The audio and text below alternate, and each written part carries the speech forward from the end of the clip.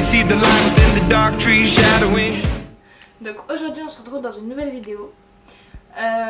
Une vidéo plus côté story time, prévention surtout. Ça c'est vraiment quelque chose que j'aimerais vraiment mettre le point dessus. On va parler de mon ancienne chaîne, donc accessoirement celle-là mais retransformée. Donc certains d'entre vous le savent, j'avais une ponette avant qui se nommait Brindille. Je pense que vous pouvez un peu la voir. Donc cette ponette je l'ai achetée, j'avais 17 ans. Donc je l'ai payée avec mes sous, je l'ai assumée avec mes sous. Cette ponette, un cheval d'ailleurs, j'en rêvais depuis bien 10 ans. Jusqu'au jour où j'ai pu me le payer. Donc dans la précipitation, je regardais toutes les annonces possibles et inimaginables sur le Bon Coin, sur tous les sites comme ça. Je suis tombée sur l'annonce de Brindille. Donc la jument s'appelle Brindille de la Croix, c'est une demi-sang arabe, elle avait 7 ans, donc B. Donc je tombe sur l'annonce sur le Bon Coin. Donc une annonce très détaillée, première vue en ordre. C'était une écurie assez réputée d'endurance. Je me suis dit bon, une annonce paraît claire, les détails sont dessus. Apparemment c'est pas pour brader pour qu'elle parte. De là je contacte du coup la personne sur le Bon Coin. On discute de la jument, tout ça, des objectifs. Je lui ai précisé que moi je comptais faire de tout, que ce soit de l'obstacle, du dressage, très polyvalente. Je cherchais un cheval polyvalent, donc qui puisse tout faire. Donc cette ponette, d'après la propriétaire de l'annonce, donc cette ponette convenait parfaitement à toutes mes recherches, à tous mes critères. Pourquoi pas, le prix allait avec la ponette, ce n'était pas un prix bradé du tout, même. Un bon prix pour un bon cheval de sport. Je suis allée la voir, donc je me suis fait accompagner. Donc par une personne que je pensais compétente. Alors s'il y a beaucoup d'hésitation, je suis vraiment désolée, mais cette vidéo j'ai eu extrêmement du mal à la tourner parce que c'est une histoire qui me tient à cœur, qui m'a touchée, qui m'a mis dans le mal pendant 6 mois de ma vie. À faire des décisions que chaque décision décrochait encore plus le cœur que l'autre. Donc oui, j'hésite beaucoup, je pense beaucoup et je me rappelle beaucoup. Parce que je pense que beaucoup de choses auraient pu être évitées, malheureusement. Je l'ai vécu, donc c'est pour ça que j'en parle. Donc je décide d'aller essayer la ponette, qui n'était pas du tout à côté de chez moi. Donc arrivé là-bas... Ah oui, petite parenthèse. Quand j'ai discuté avec la propriétaire de Brindille, elle m'avait dit oui, donc j'accepte de baisser le prix, parce que j'avais quand même un budget qui était moins conséquent que son prix de base. Donc j'ai négocié. Elle a accepté de descendre le prix à une seule condition, c'est qu'on était le mercredi, le dimanche fallait qu'elle soit partie. Bon, moi dans ma naïveté, premier cheval, l'euphorie, allez on y va, hein, on saute dedans. Donc le dimanche je vais la voir, avec un vent attelé, etc. Dans l'idée que si jamais l'essai était bon, on la ramenait. Donc bien sûr j'ai hésité à faire une visite vétérinaire. La personne m'a gentiment fait comprendre que c'était pas forcément trop possible parce que son vétérinaire n'était pas là. Je voulais prendre du coup mon vétérinaire, ce n'était pas possible parce que vous comprenez, niveau timing ça collait pas, il revenait tout juste de concours, tout ça, enfin bref, toutes les excuses imaginables. Je me suis dit soit, dans la naïveté, dans tout ça, je me suis dit c'est une bonne écurie, on va faire confiance. Donc de là j'ai décidé enfin d'y aller. Donc on y va avec la personne où je devais mettre d'ailleurs ma jument en pension. Donc on y va. Je rencontre cette fameuse brindille. Alors la rencontre, c'est une ponette avec un cœur en or, c'est sûr. Bon, par contre à l'essai, je rencontre une jument assez stressée, assez vive de partout, c'est-à-dire,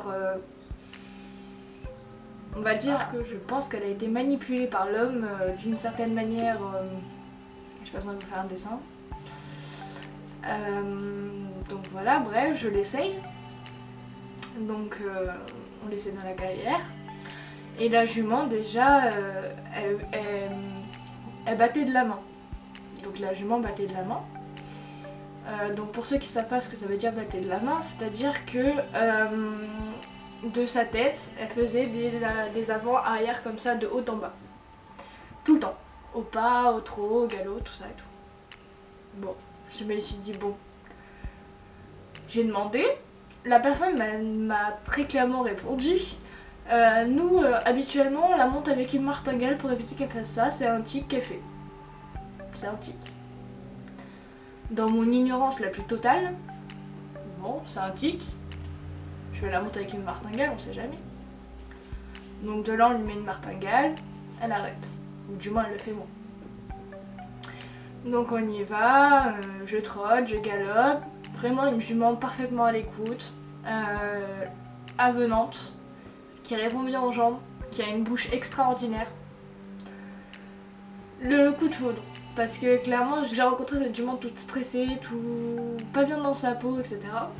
Du coup j'ai eu un réel coup de cœur. Donc j'ai décidé, en discutant avec la personne qui m'accompagnait, de ce que je devais faire. Donc cette personne était bien adulte, qui se connaissait dans les chevaux. Donc me dit que l'écurie a l'air bien, il n'y a pas de souci, bon la jument se déplace bien, elle voit pas de souci apparent. Donc de là je me dis bon bah allez go, c'est parti, mon premier cheval, c'est génial. Alors très contente, heureuse, comme je sais pas quoi. Donc je l'achète avec mes propres sous, on la ramène donc. De là, on arrive à sa pension qu'elle était. Ça a duré, très sincèrement, ça a duré un mois. Mois d'après, dès qu'on a commencé un peu plus à travailler, elle boite. Antérieure, droite ou gauche, je sais plus. Boiteux, total. Je me suis dit, bon, soit. Je la voyais un peu coincée du dos. Je me suis dit, bon, on va faire venir l'ostéo, peut-être que ça vient de ça. Parce que le maréchal, elle l'avait vu, pas de blême dans le pied, pas d'abcès, rien du tout qui peut faire boiter, ça ne venait pas du pied. Donc je fais venir l'ostéopathe me dit attention, les dents n'ont pas été faites depuis au moins 3 ans. Et de là, c'est là où je lui demande comment on reconnaît un cheval qui a mal aux dents. Un cheval qui a mal aux dents, il prend sa tête, il la descend de bas en haut en la fouettant. Il bat à la main. C'est de là où je me rends compte que la martingale c'est bien beau, mais quand on a mal aux dents, c'est encore pire. De là, je tombe un peu dénue en me disant, bon, les personnes à qui j'ai fait confiance, les personnes qui me semblaient attentionnées au bien-être du cheval ne sont pas du tout comme ça. Bon, je fais venir le dentiste, je remets tout en ordre. Le dos, ça faisait elle n'avait jamais été faite de sa vie en fait. Parce que j'avais pas déjà rigolé, elle n'a jamais été faite de sa vie au niveau ostéo. C'est-à-dire l'ostéopathe a mis clairement, sans mentir, 2 heures, voire 2 heures et demie à faire brindille de la tête aux pieds. Elle était bloquée de la mâchoire jusqu'au bout de la queue où elle a dû faire de l'acupuncture. Je sais pas si vous vous rendez compte. Et de là je me dis mais comment ça se fait que quand elle essaie, je l'ai essayé. Bon, elle battait de la main, bon j'ai cru naïvement que c'était un tic. Mais de là je me suis dit mais comment ça se fait qu'à l'essai j'ai rien vu. Après je réfléchis et je me dis bizarre. Donc l'ostéo vient, elle fait brindille. Brindille ne boite plus. parce que du coup je l'avais laissée au repos. Brindy ne boite plus. Elle reprend du poil de la bête, très jolie. Une relation se crée de folie parce que c'était vraiment, on était vraiment deux personnes complémentaires. De là on reprend un peu plus ce travail. Boiterie. Bizarre. Je refais venir l'ostéopathe. Elle avait toujours le garrot coincé, donc, et un peu l'épaule, etc. Du coup, ça pouvait aussi jouer sur les pieds. L'ostéopathe, je la remets au repos, tout va bien. De là, on arrive en hiver, et donc j'étais dans une pension pré, donc pas possibilité de travailler en hiver parce que ça glisse, tout ça, c'est pas pratique. J'ai décidé de changer de pension et de la mettre dans un haras où il y a beaucoup d'installations, de carrières, etc. Dans l'idée de se pencher plus sur une carrière un peu sportive. Donc je la mets dans cette pension. J'ai pu faire 3 séances en carrière, dont une ou deux à l'obstacle, que je m'en veux d'ailleurs. 3e séance, raide boiteuse.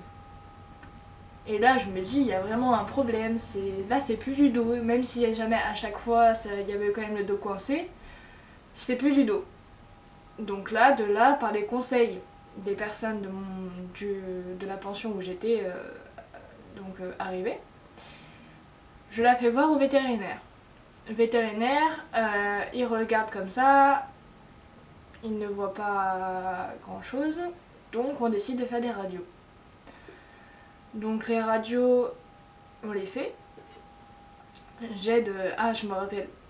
J'aide le vétérinaire, etc. à faire la radio. Et je regarde le résultat de la radio. Et c'est là où le verdict qui tombe. Naviculaire des dos antérieurs. Et à un stade très avancé. Et là je me dis, ah ouais. Ah ouais. Ma première jument, que j'ai gardée pendant 6 mois, ou plus même, était mon coup de cœur, avenante au travail, un dressage de folie, une complicité de malade, pour qu'au final on m'annonce que, très clairement, on m'annonçait de soit l'euthanasie, soit de la mettre dans une pâture à faire la tondeuse à gazon parce qu'elle ne pourrait rien faire d'autre. Ou des petites balades de temps en temps. C'est-à-dire que ses sabots étaient tellement usés à l'intérieur, donc j'expliquerai après ce que c'est le syndrome naviculaire, mais les pattes complètement défoncées. C'était pas possible. Mon monde s'écoulait. Alors voilà, l'euphorie d'avoir son premier cheval, l'euphorie de connaître tout ça, d'apprendre, d'avoir enfin pu goûter à sa passion. Pour quelqu'un comme moi par exemple qui en a été privé depuis 12 ans à peu près. Pour qu'au final, se faire avoir, et d'une telle manière, ça fait très mal. Très mal.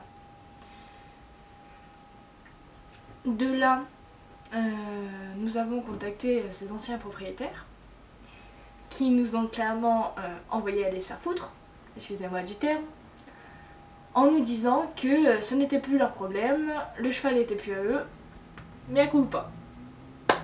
Donc c'est bien les gars, vous nous avez menti. Le jour de l'essai, elle était clairement sous anti-inflammatoires et sous d'autres médicaments qui font que elle n'a plus rien.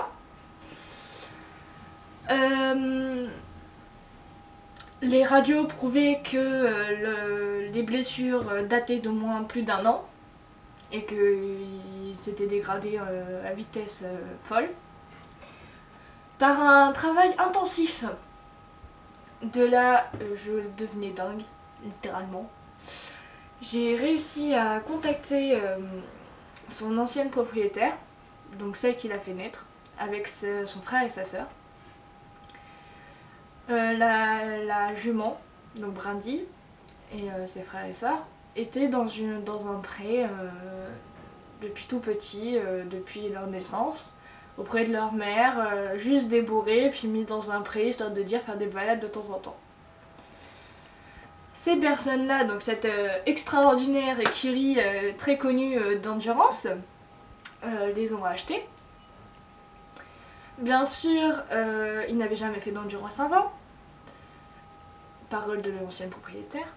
Ils les ont mis au travail, en 6 mois, ils ont fait le travail de 2 ans dessus sur du béton.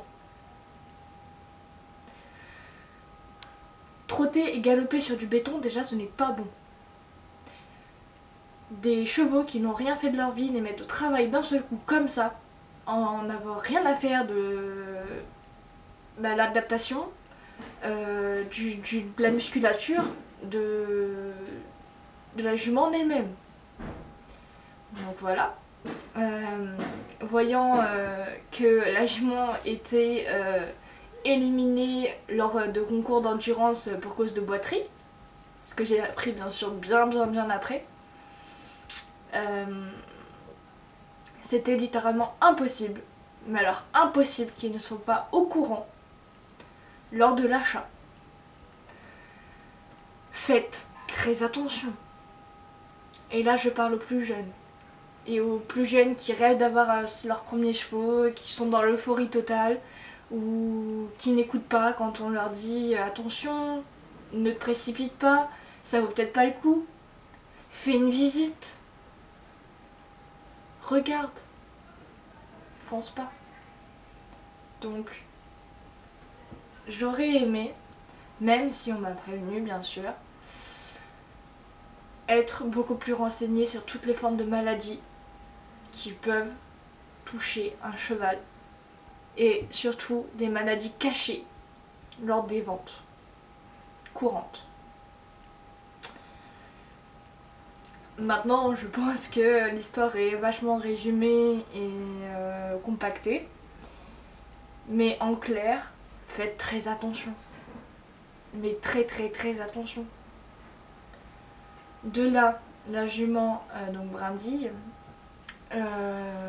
Nous avons commencé les démarches pour attaquer en justice son ancien propriétaire, enfin ses anciens propriétaires.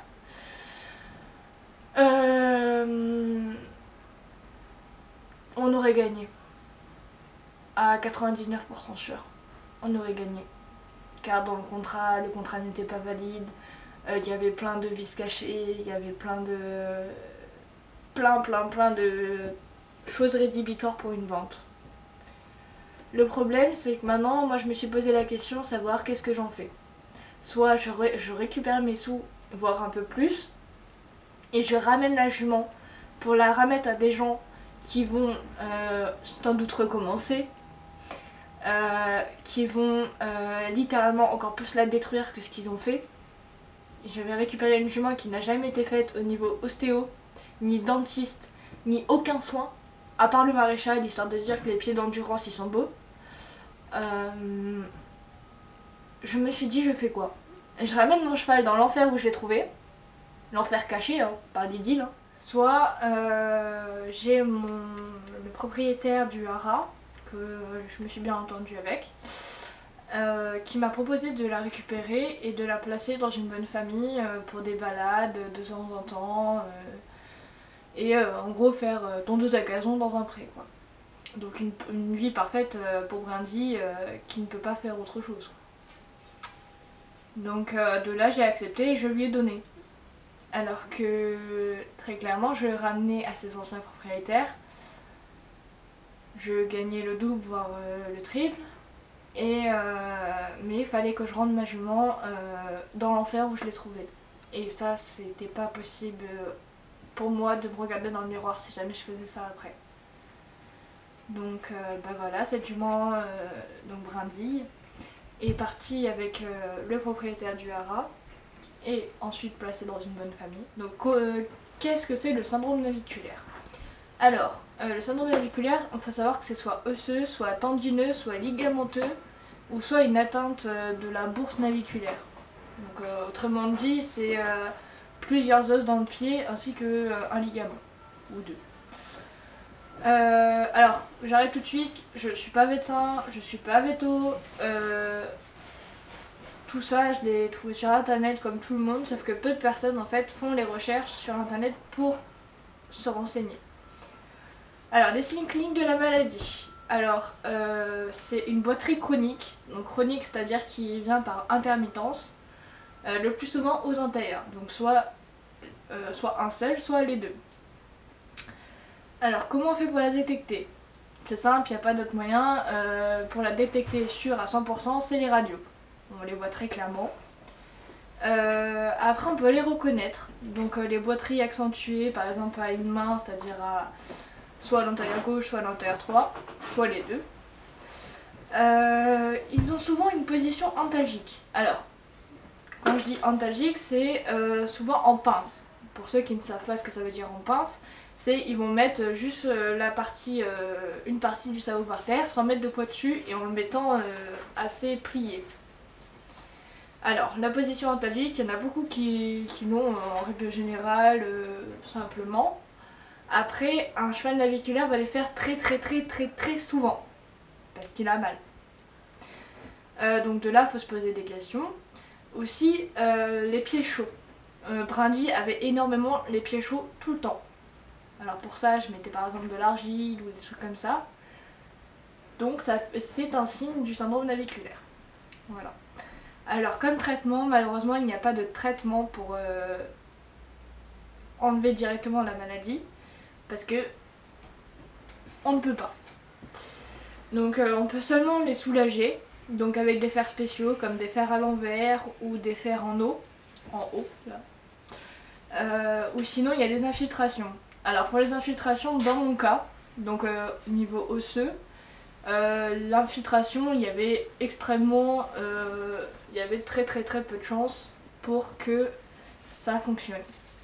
Donc après payer extrêmement cher pour avoir très peu de chances que ça marche, voire que ça empire le truc, ça valait pas le coup. Par contre, pour les infiltrations, ce qui marche bien, c'est quand c'est au niveau tendineux. Il y a plus de chances, mais malheureusement, ça n'était pas mon cas. Alors, pour la prévention, donc il n'y a pas d'autre moyen, c'est une visite véto. Donc ça c'est même que ce soit à l'achat ou après, parce que ça peut arriver pour par exemple ceux qui ont un cheval et que d'un seul coup, enfin pas d'un seul coup, mais qu'au fur et à mesure ils ont une détérioration du pied, il n'y a qu'un vétérinaire avec des radios qui peut confirmer le diagnostic. Après tout ça c'est de la prévention, on le voit, il faut savoir regarder, se faire conseiller au mieux et il n'y a pas d'autre remède quoi. Donc, après chaque cheval est différent, on ne peut pas non plus être sûr à 100% lors d'un achat qu'il ne va pas avoir de problème, ni rien. Donc c'est vraiment le vétérinaire qui va vous dire voilà il n'a pas de problème, ou alors il a tel problème, est-ce que vous voulez faire avec ou pas. Donc seuls vos vétérinaires pourront vous conseiller sur ce niveau là. Maintenant je vais vous parler de Rolly. Donc Rolly Pola, c'est une pur sang. Je pense que je vais mettre une petite photo ici. Alors une pur sang qu'il y avait dans mon écurie que je suis arrivée du coup. Donc j'ai laissé Brindy à mon coach qui l'a placé. Et il y avait cette jument à laisser. Très jolie. Il faut savoir que je n'avais pas fait mon passage à cheval car je ne montais pas assez régulièrement auparavant. Donc j'apprenais un peu. Je l'ai essayé. J'ai eu beaucoup de mal au début parce que c'était vraiment une jument très sanguine. Ce n'était pas la même catégorie de cheval, de loisir, de Brindy, mais plutôt cheval très sportif. J'ai eu beaucoup de mal parce que j'avais encore l'idée de Brindy dans la tête qui était pas forcément encore partie, etc. Donc j'ai pris mon temps et puis au final quand Brindy est parti, nous avons acheté Rolly. Donc j'ai acheté Rolly depuis le mois de mars. Donc ça fait un peu plus de 6 mois que je l'ai. Au début j'ai eu un peu de mal. Après on évolue, on apprend avec elle. Et on est plutôt bien parti maintenant. Donc je vais pas forcément vous spoiler notre histoire avec Rolly. Simplement parce que je pense que si vous êtes là, c'est aussi pour la découvrir avec nous, notre quotidien, etc. Donc je vous laisserai découvrir par vous-même dans les prochaines vidéos ce qui va se passer, et notre quotidien, notre relation, tout ça, etc. Donc maintenant, voilà, la chaîne va être ouverte. Je ne pense pas forcément faire des vidéos toutes les semaines, tout simplement parce que je ne connais pas mon emploi du temps pour l'année prochaine. Je ne connais pas mes disponibilités, je ne connais pas ce qui va se passer. Donc oui, j'ai décidé de m'y remettre à YouTube. Maintenant, de là à dire que ce sera millimétré, etc. non. Ce sera vraiment pour le plaisir et pour le fun, pour le partage, pour tout ça. Mais je ne m'obligerai pas à faire chaque semaine telle vidéo, tel machin, etc. Ce sera vraiment en fonction de nos envies, autant les vôtres que les miennes. Puis on verra tout ça. Donc j'espère que j'ai pas trop parlé dans cette vidéo. Je pense que cette vidéo était impérative à faire avant de commencer, parce qu'il y en a qui nous connaissaient avant, il y en a qui viennent tout juste d'arriver. C'était assez difficile pour moi, je vous l'avoue, mais la vie continue, et puis tout ça continue, et puis faut continuer à être heureuse quand même. Et donc bienvenue sur la chaîne, ou à plus dans de prochaines vidéos. Salut!